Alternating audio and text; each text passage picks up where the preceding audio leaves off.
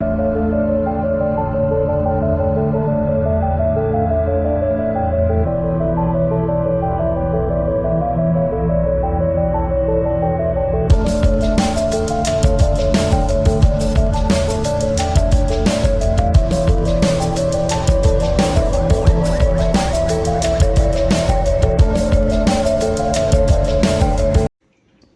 back to Reptilian Exotics YouTube channel, everybody. Today we're just here doing a little short video of playing and socializing baby Asian water monitors. These are Ember and Buddy's babies, our pure Sumatrans. Look at the colors on them, guys, and look how social.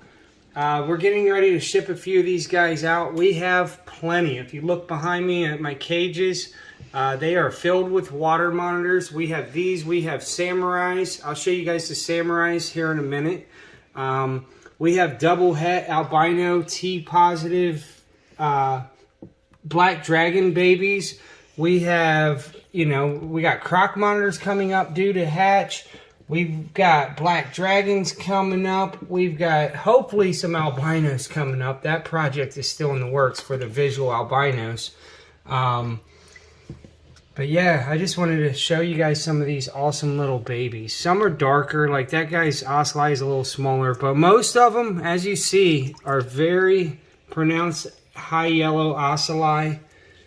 These are the pure Sumatrans that get between 6 and, I say, 8 feet. I've yet to see an 8-foot, a true 8-foot water monitor, but I know they do exist out there.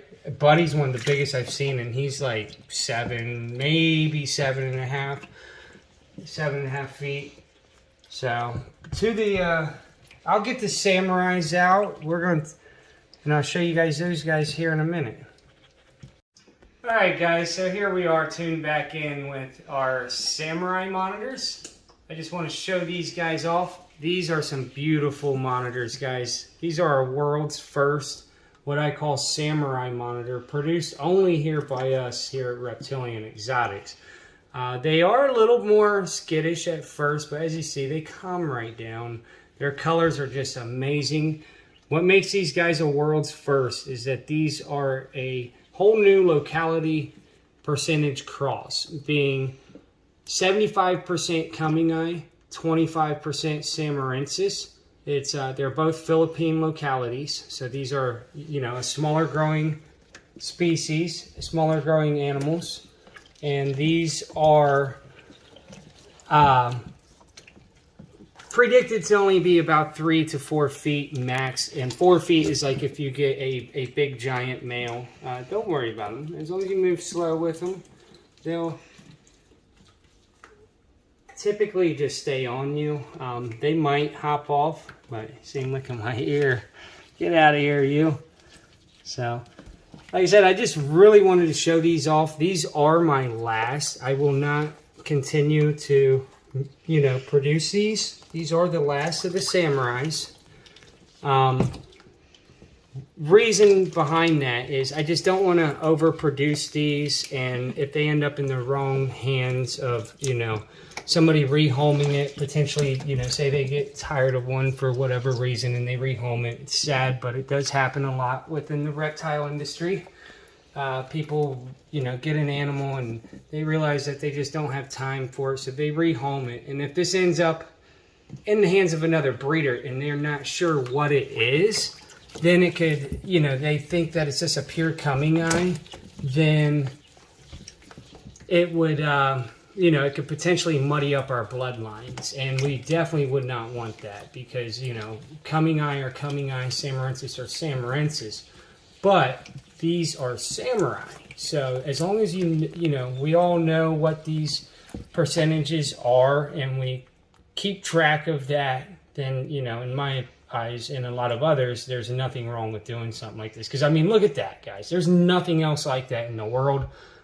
It would actually even be kind of hard to mistake that for a coming eye. If you do, I don't know if I would consider yourself much of a breeder anyway. So, because look at that. That is crazy.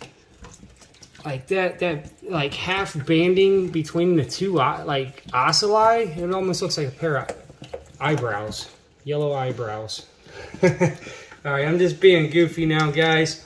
Like I said, I've been saying I was going to show you guys some of these Samurai monitors, and their colors are just going to get better and better with age. The longer these things age, the better their colors are going to get. Also, that white speckling, like right in between here, in between the rows of ocelli, that is from the white outline of Miyagi. She's from a special line-bred white outline within the coming eye species that they almost do like a gray wash, like a white wash on parts of their back. So yeah, we're starting to see that even with just the one form from the mother passing on to the offspring. So I think that's pretty cool. Wait till you see some of our pure coming eye stuff coming up here in I believe June. Actually, we'll have some of our pure coming eyes hatching, and I can't wait to see those guys. I kind of did a special project of what I thought was just a really cool darker pattern, but with some crazy yellows and oranges, you know, and then I bred him to Miyagi, which is the whiteout. So it's kind of going to be a pretty crazy project to, you know, pretty crazy surprise, hopefully, to see what those look like. Oh, see how I startled them though. They're just still a little flighty, a little more flighty than the other species. See, they're not at all aggressive or defensive. They're just like, hey, don't touch me, or you know, that was too fast. But anyway, guys, I hope you liked this video. If you did, you know what to do. Hit that like button. Hit that share button, and if you're not subscribed, please subscribe, and I will see you later, my reptilians.